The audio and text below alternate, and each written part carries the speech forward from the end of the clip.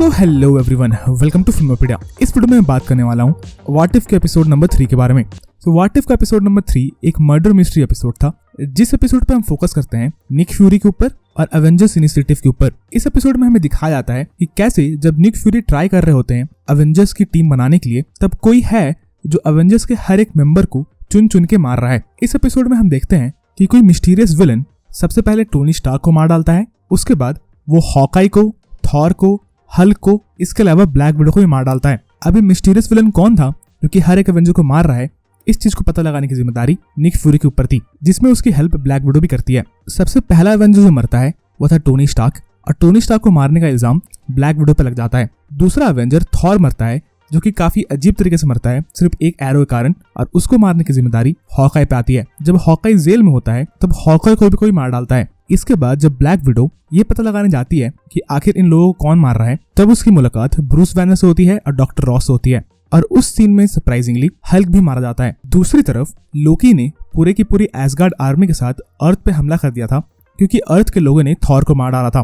पर basically Nick Fury लोकी के साथ एक डील कर लेते हैं इस मिस्टीरियस विलन और मर्डरर को ढूंढने के लिए, जिसके बाद हम देखते हैं कि नताशा रोमानोफ फाइनली फिगर आउट कर लेती है कि आखिर मिस्टीरियस विलन कौन है। पर इससे पहले कि वो निक फ्यूरी को बता पाए कि मिस्टीरियस विलन कौन है, उससे पहले ही वो मिस्टीरियस विलन नताशा रोमानोफ को भी मार डालता है। अब यहाँ पे सवाल ये है कि आखिर नताशा रोमानोफ ने ये पता कैसे लगाया कि मर्डरर कौन है। तो आई थिंक नताशा रोमानोफ जब सील्ड के डाटाबेस को ऑब्जर्व करती है, तब उसे पता चलता है कि इस डाटाबेस पे होप वैन डाइन के आईडी से भी लॉगिन किया गया था। तब उसे पता चलता है कि आखिर असली मर्डरर कौन है। असली मर्डरर और कोई नहीं बल्कि होप वैन डाइन के फादर यानी कि हैंक पिम थे। होप वैन डाइन भी इस यूनिवर्स में सील्ड के मेंबर थी, जो कि एक मिशन में मर जाती है, और होप की मौत का बदला लेने के लिए ही उसके फादर यानी कि हैंक पिम हर एक एवेंजर्स को मार रहे थे, ताकि वो सील्ड से बदला ले सके। सो नताशा रोमानोफ अपने मरने से पहले निक फ्यूरी को बता देती है it's hope and it's all about hope.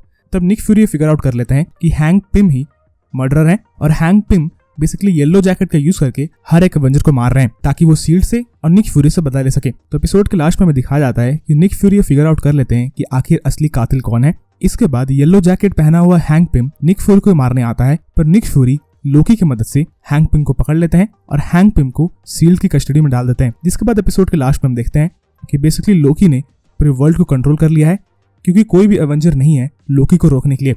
इस एपिसोड के दौरान हमें कैप्टन मार्वल के बारे में पता चलता है, और हमें वो पेजर दिखाया जाता है जिसका यूज करके निक फ्यूरी कैप्टन मार्वल को अर्थ पे बुलाते हैं। इसके अलावा इस एपिसोड के लास्ट में हमें दिखाया जाता है कि इस यूनिवर्स में कैप्टन अमेरिका भी एग्जिस्ट करते हैं, और अभी तक वो मरे नहीं है, बल्कि अभी तक कैप्टन अमेरिका अपने फ्रोजन स्टेट में ही है। तो अब ये कहना काफी मुश्किल है कि एपिसोड 1 में जो निक फ्यूरी हमें दिखाया गया था, क्या वो निक फ्यूरी, और जो एपिसोड 3 में हमें निक फ्यूरी दिखाया गया, ये निक फ्यूरी क्या दोनों सेम है?